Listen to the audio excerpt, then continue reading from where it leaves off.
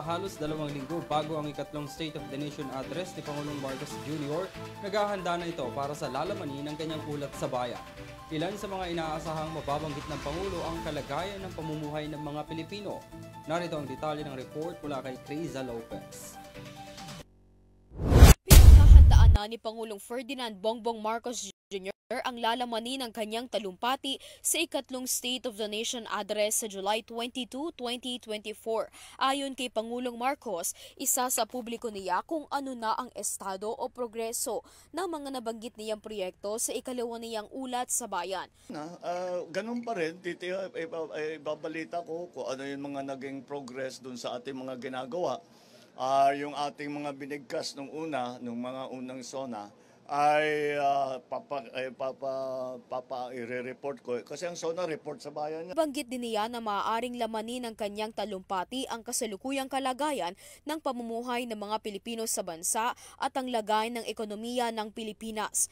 Gayon din kasama rin sa kanyang iuulat ang estado ng kriminalidad sa bansa, kabilang na dito ang ilegal na droga at iba pang banta sa loob ng Pilipinas. Ayan.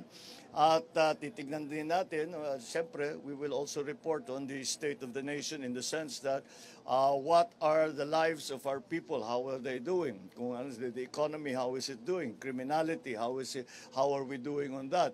How are we doing and the other problems, social problems that we're facing, such as drugs, such as the different threats that have been coming to us. Marami tayong mga issue na kailangan pag-usapan. Git pa ni Marcos, susubukan nilang pagkasyahin sa loob ng 1 oras ang lahat ng kailangang malaman ng mga Pilipino kaugnay sa kanya mga ipinangako noong simula pa.